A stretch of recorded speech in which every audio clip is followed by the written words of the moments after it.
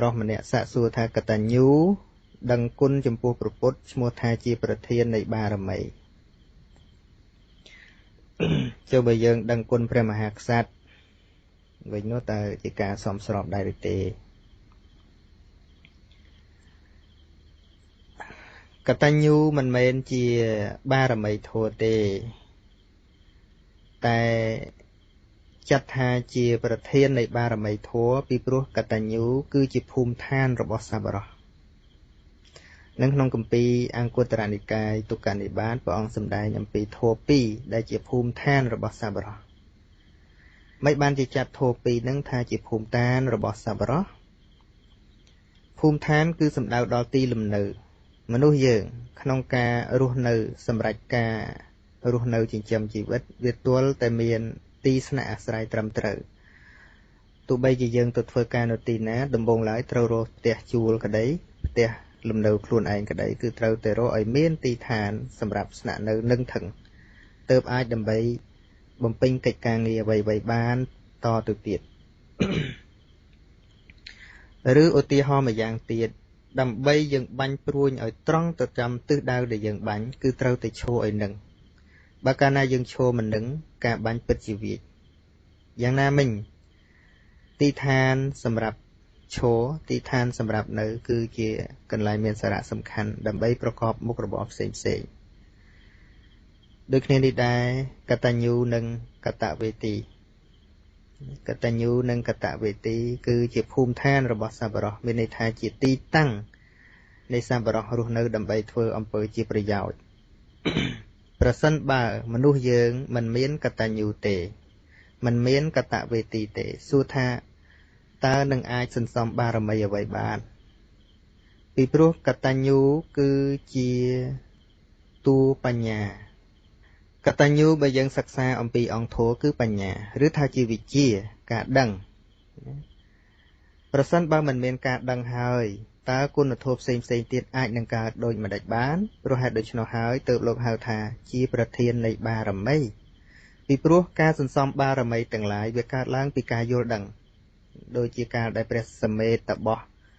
លោកទ្រង់កសាងបារមីដំបូងបើមិនមានការយល់ដឹងថាទានជាដើមនឹងគឺជាបារមីដែលត្រូវសន្សំទេសួរថាតើនឹងសន្សំដូចម្តេចបានតែអកតញ្ញូទេគឺជាអវិជ្ជាអកតញ្ញូស្មើនឹងពាក្យថាមោហៈស្របគ្នានឹងដែរព្រះអង្គសម្ដែងអំពីបុគ្គលក្រក្នុងលោកមានពីរកតញ្ញូមួយបុព្វការីមួយហើយព្រះអត្តកថាពន្យល់ថាតើហេតុអ្វីបានជាបុគ្គលទាំងពីរនាក់នេះក្របុព្វការីដែលចាត់ថាជាក្រគឺមិនមែនក្រក្នុងន័យសំដៅដល់បុគ្គលអ្នកធ្វើឧបការៈមុនទាំងអស់គ្នាទេគឺក្រសំដៅចំពោះបុគ្គលណាដែលធ្វើគុណចំពោះអ្នកដទៃហើយមិនប្រាថ្នាផលតបស្នងអំពីអ្នកដទៃណាវាទល់តែធ្វើដោយសេចក្តីសង្គ្រោះពិតចេញពីចិត្តពិតដោយមិនសង្ឃឹមផលតបស្នងបុគ្គលបែបហ្នឹងគឺជាបុគ្គលក្រពីព្រោះតែលោភៈនឹងឯងស៊ីកំតិចបុគ្គលនោះបុគ្គលណាដែលជួយអ្នកដទៃដោយសង្ឃឹមផលបុគ្គលនោះមិនចាត់ថាជាបុគ្គលបុព្វការីក្រទេមិនមែនជាបុគ្គលល្អទេហើយកតញ្ញូបុគ្គលចាត់ថាជាបុគ្គលក្រដែរនោះព្រោះមានធម៌បាំងគឺអវិជ្ជាអវិជ្ជាគឺជាធម៌ដែលបាំងបុគ្គលមិនឲ្យខ្លាចជាកតញ្ញូបាំងដូចម្ដេចបើរាល់ថ្ងៃកូនគេស្រឡាញ់ម្ដាយសិស្សគេស្រឡាញ់គ្រូគេដែរ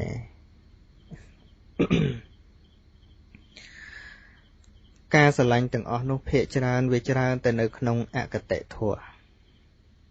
មិនបានយកគុណមកបរិយាយយ៉ាងពិតប្រាកដឡើយឧទាហរណ៍ការដឹងគុណគ្រូចាស់បើគ្រូនឹងនៅផ្ដល់អ្វីឲ្យផ្ដល់កិត្តិយសឲ្យធ្លាប់ជួយនៅតែឲ្យអានឹងចេះតែដឹងចេះតែគោរពចឹងទៅក៏ប៉ុន្តែនៅថ្ងៃណាមួយនោះគ្រូលែងផ្ដល់អ្វីឲ្យឬក៏គ្រូមានពាក្យសម្ដីស្ដីបដៅអ្វីមួយដែលមិនសមស្របនឹងចិត្តគំនិតរបស់ខ្លួនភាពរមិលគុណនឹងកើតភ្លាម សួរថាពីមុនដែលបុគ្គលនឹងបម្រើគ្រូនឹងជាកតញ្ញូទេមិនមែនទេតាមពិតជាភាពអែបអបដើម្បីយកប្រយោជន៍ពីគ្រូបន្តទៅទៀតតែប៉ុណ្ណោះតែបើការដឹងគុណពិតគេមិនយកអ្វីបន្តិចបន្តួចដែលជាស្នាមជាស្នឹមប្រេះបន្តិចបន្តួចនឹងយកមកបាំងទេត្រង់ចំណុចនឹងឯងដែលឈ្មោះថាអវិជ្ជាមកបិទបាំងគុណមិនឲ្យឃើញប៉ុន្តែបើគ្រូនឹងមិនតាន់បានធ្វើអ្វីដែលតោះចិត្តរបស់ខ្លួនឯងចេះតែគោរពចឹងទៅចេះតែសាទរលោកគ្រូចេះលោកគ្រូអញ្ចោះអីចឹងទៅអែបអបញើមបានលៀបបានសក្ការៈចេះតែញើមចឹងទៅក៏ប៉ុន្តែបើគ្រូលែងគិតគ្រូនិយាយពាក្យបដៅអ្វីមួយដែលមិនសមស្របតាមគំនិតរបស់ខ្លួនឯងចឹងអាហ្នឹងក៏កងែកងុយដាក់គ្រូវិញចឹងទៅអាត្មាលើកឧទាហរណ៍មួយឧទាហរណ៍ពិតនៅក្នុងជីវិតហើយយកមកប្រៀបធៀបជាមួយនឹងធម៌នឹងថាហេតុអីឃើញកូនស្រឡាញ់ម៉ែឃើញសិស្សស្រឡាញ់គ្រូដែរតើមិនក៏ព្រះអង្គថាក្រតែបើគិតតាមធម៌ទៅឃើញក្រយ៉ាងមែនទែនឧទាហរណ៍ដូចជាលោកសង្ឃនេះអ្នកទេសនាឲ្យគេដឹងគុណក៏ប៉ុន្តែអ្នកដែលរមិលគុណជាងគេគឺលោកសង្ឃភាគថាមិនថាភាគខ្លះភាគច្រើនបណ្ដោយទៅអ្នករៀនជាមួយខ្ញុំកណ្ដាអាត្មាភាពថ្នាក់ជាមួយគ្នាផងថ្នាក់ក្រៅគ្នាផងស្គាល់គ្នាមិនតិចជាង70អង្គដែលធ្លាប់ជាសិស្សរួមគ្រូជាមួយគ្នាដែលមានគ្រូខ្ញុំកណ្ដាអាត្មាភាពជាគ្រូកាលដែលនៅតាមជនបទ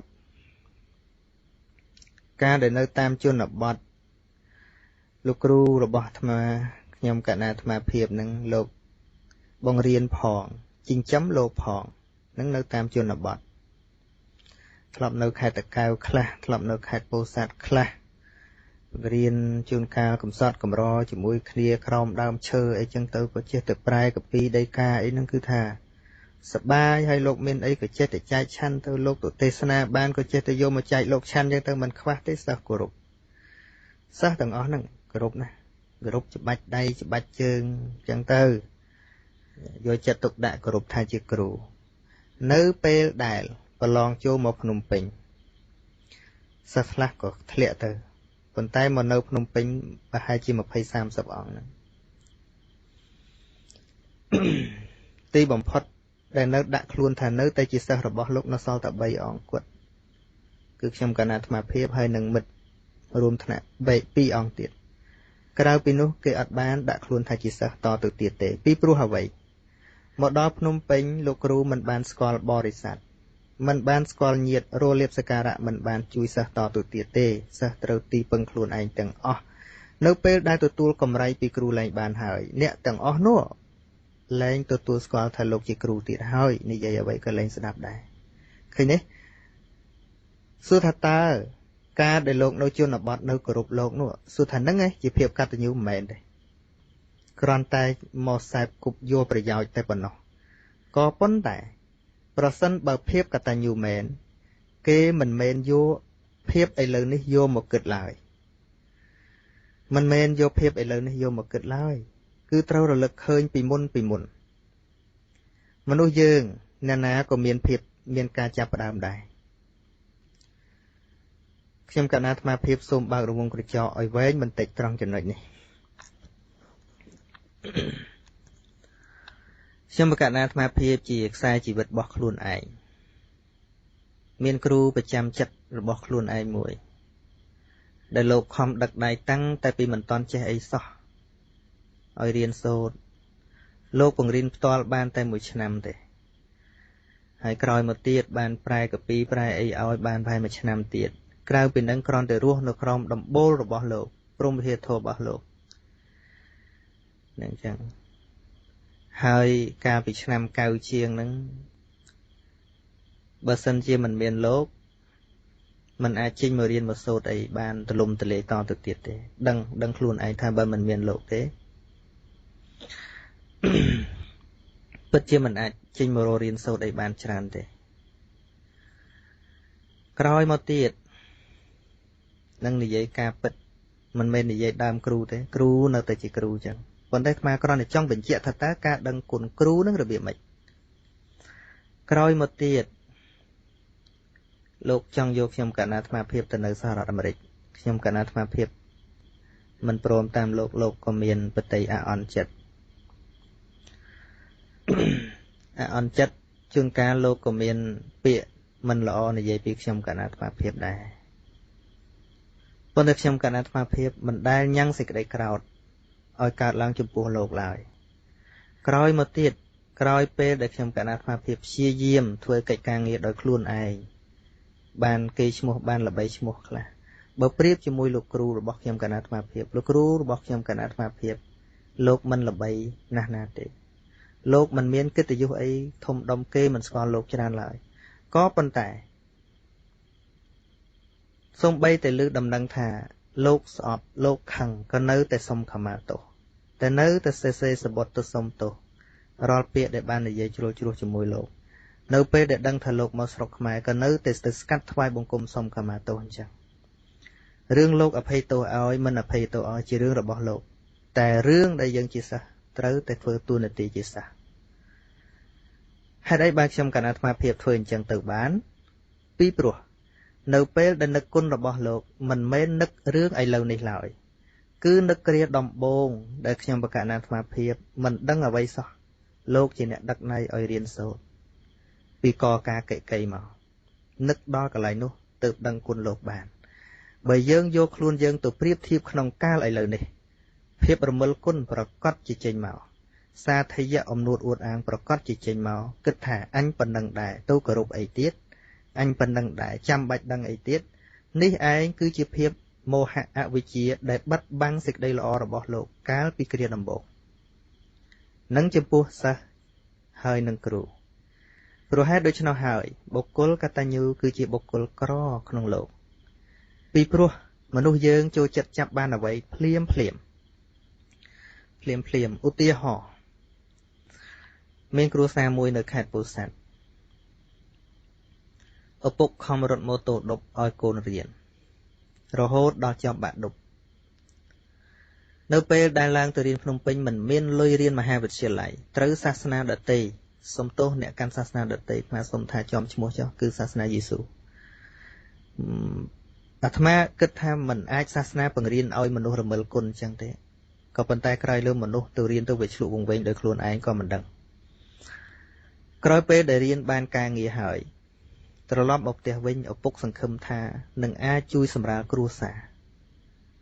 ដឹងកូននិយាយថាម៉េចខ្ញុំបានការងារធ្វើបានប្រាក់ខែនេះមិនមែនដោយសារពុកឯងទេគឺដោយសារព្រះខ្ញុំជាអ្នកជួយប៉ុណ្ណោះ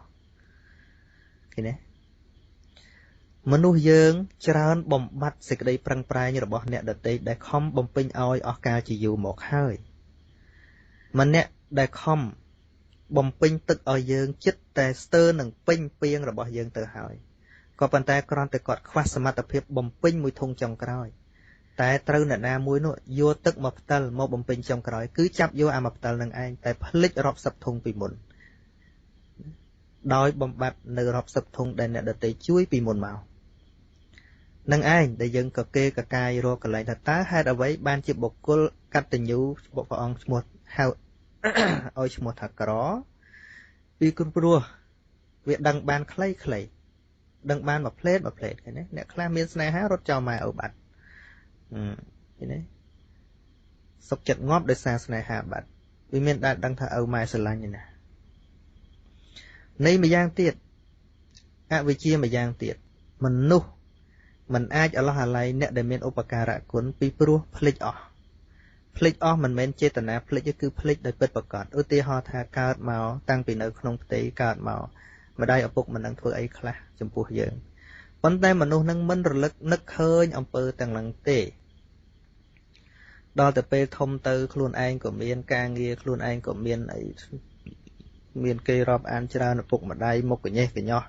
មុខមិនសមអីចឹងទៅឬក៏គាត់មិនបានឧបត្ថម្ភអីច្រើនតទៅទៀតតាំងខ្ញុំរស់ស៊ីខ្លួនខ្ញុំម៉ែឯងគ្មានជួយខ្ញុំប៉ុន្តែក្បាលវាមិនដឹងណាឲ្យទេណានឹងចឹងហើយសម្គាល់ចុះកូនណាដែល